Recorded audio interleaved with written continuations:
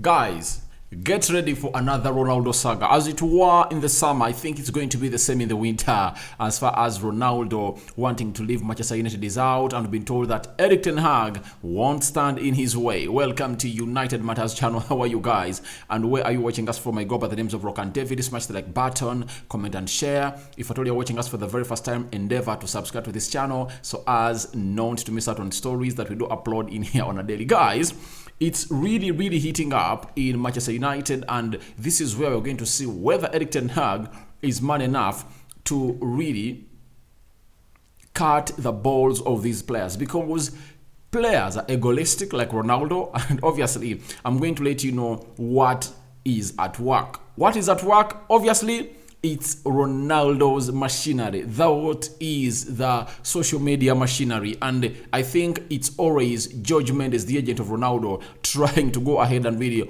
put out such stories in the news that Ronaldo wants out of Manchester United if at all he does not get his place back at Manchester United. Smash the like button, comment and share. If at all you're watching us for the very first time, lower right bottom corner and smash the subscription button. After smashing it, hit the notification bell that will enable you get notified each and every time I upload a video onto this channel. Rock and David, my name, and let's get into this. Now, we've gotten a story coming in from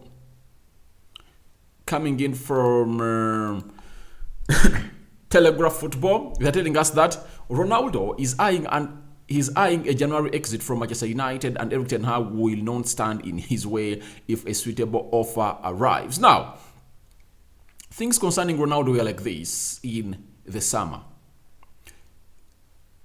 It was confirmed by David Austin, Duncan Castles, that Ronaldo wants out, and they are working on a move out of Manchester United. And the main reason was United was a less ambitious club.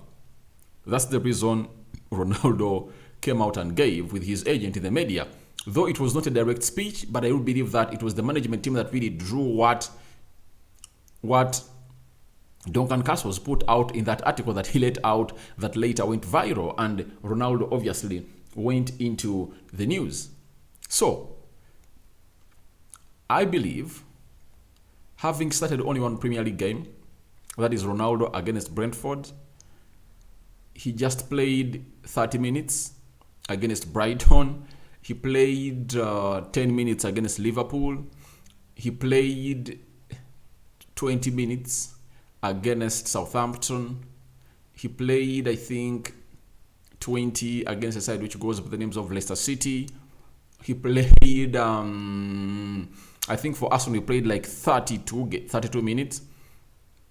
Then against Liverpool, and against Man City, he never stepped onto the field of play. So, in the UEFA Europa League, he has been playing 90 minutes.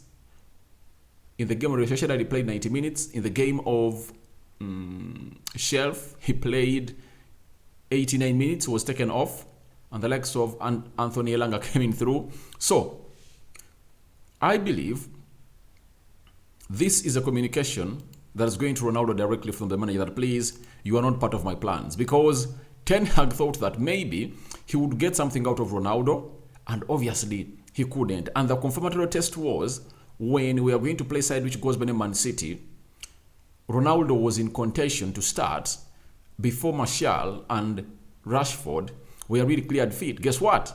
Ronaldo, who was clearly fit and had played very many minutes in the Portuguese national team shirt, in 2 games he played 180 minutes. He couldn't find himself in the starting 11 of Manchester United. And guess who found a start? It's the Marcus Rashford, who has been injured ever since we played Arsenal on the 4th of September. You get? Meaning that he returned after close to a month. He was injured, but Ronaldo has been playing football and Rashford has not been playing. So what does that send into your ears? It's a confirmatory test that the manager no longer believes in Ronaldo. And people are waiting to see of him and Martial, who is really going to go on and really come to the field of play. And guess what? Martial came in through, scored a brace. You get? Martial has 2 goals and one assist, meaning that he has 3 goal involvements in only how many minutes? Liverpool played 45 in this game of In this game of a team which goes when Man City where we lost 6-3, he played, I think, 30 minutes, meaning that he has not yet even played 90 minutes, but he has 2 goals and 1 assist. And obviously, this is why Ten Hag really wants him and really sent a very clear message to Ronaldo that I don't want you. Sorry, if you are here, you should accept that you are going to be third fiddle. You get? That's it. Because if at all he was second fiddle, he would have been the one to start the game of Man City. Meaning that Rashford would have been competing with Sancho on the left attacking side of the midfield. And obviously Ronaldo would have been tussling it out with Martial. And obviously Martial, having not gotten minutes for a very long time, it was written all over that he was going to come in the second half. And that means Ronaldo had to start. But what did Ten Hag really throw out to Cristiano Ronaldo? He just showed him that, please, you are third fiddle on my team. And if at all you are not okay with it, maybe you can plan of really leaving a side which goes by the names of Manchester United and find elsewhere. So, the Telefootball came out and really told us this. But, after telling us that, guess what? Rob Dawson, a correspondent of Manchester United at the ESPN, he told us that sources have told ESPN that Ten Hag is understanding of Ronaldo's situation but still be reluctant to let him leave in January. Now, Telegraph is telling us that Ronaldo wants out. Now, ESPN, through Rob Dawson, has told us that, yeah, Ten Hag understands the situation of Ronaldo wanting to go out of Manchester United, but the big problem is Ten Hag is reluctant to let Ronaldo out of the club. So, everyone should sit down and ask himself, will Ten Hag let Ronaldo go? Telegraph is telling us that if a right offer comes on the table, Ronaldo will be let to go. ESPN is telling us that he's reluctant to let him go because he knows that he's really having short of options. This is where I go back and reflect the story of a man who goes by the name of Cody Gakpo. And I tell people that if at all Cody Gakpo comes in through, then Erik ten Hag will find it so much easily to get Ronaldo out of the club of Manchester United because he knows that Cody Gakpo can play as a centre forward and can play as a left attacking midfielder. And obviously, that will be a boost for Erik ten Hag and he can let Ronaldo go. But will Manchester United have the money to go on and really spend? I doubt. Because we've been told that in the January transfer window, we might not spend money, having seen our manager telling us that, oh, it's possible, and the board coming and telling us that we're not going to spend that way. So, a collusion of statements. Then, Rob Dawson continued to let us know that sources have told ESPN that Ronaldo's attitude to training and games has always been exemplary since it became clear he would have to stay beyond the transfer deadline, but he's desperate to make the most of his last years at the top. Now, we appreciate Ronaldo for being exemplary, and I've always come out and told you clearly that if Ronaldo wants to go, let him go. If he wants to start Manchester United, let him stay. And I believe if he really believes that he's still at 38 and can outcompete players like Anton Martial, Rashford, I think it's out. It's out. He's here as a precaution because United never brought in a centre forward. And Erik ten Hag made it clear that even if he really brought in a centre forward, he wouldn't let Ronaldo go. And he wanted 3 centre forwards in his team. Now, if Ronaldo goes and Cody Gakpo comes in, I think it would be a very good addition and Ten Hag will be safe and will be saying, all right, it's okay for not really keeping Ronaldo here. But I believe the staying of Ronaldo will depend on either Cody Gakpo comes in through or not. And maybe in the World Cup, Ten Hag might see a player who is going to be at a price that is really not so much alarming. 10 million euros, 15 million euros like he did on Malacia, and Malacia came in through and did the needful. You remember that very well. So, maybe when he really finds a striker who is 15 million euros, maybe Kalazidic, who is in Germany and is going to be left with just with 6 months on his contract. And I think we might go out and look on such players in January because the budget might not be huge, but I believe that will be a budget to reinforce a little bit for the United squad by Erik ten Hag. So as things start at Manchester United, obviously Ronaldo is in a very tough situation. He wants to leave. The club looks reluctant, and Ten Hag is retaliating that, I don't want you to go. I don't want you to go. And obviously, there is no way Ronaldo will walk out of that club if at all he's tied to his contract. And all these stories are being really brought out by his PR team, because Ronaldo has a very big PR team and obviously a very big following onto different social media platforms, and is the most followed human, I think, on all social media platforms combined. And Cristiano Ronaldo will always use that to come out and threaten the manager Erik ten Hag. I think this comes in to threaten Erik ten Hag and see what is really going to go on and do. But I don't believe that this guy can be threatened. Ten Hag, on the decisions that's taken, he can't be threatened. We've seen all these managers trying to bench Ronaldo, and they couldn't succumb, and they couldn't really hold the pressure. They ended up succumbing to the pressure. Remember that game against Everton when Martial started leading the line and scored in the first half?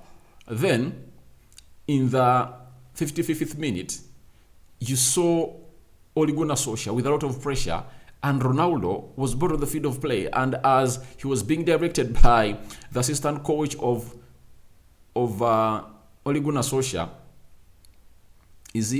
what was his name? I've forgotten his name.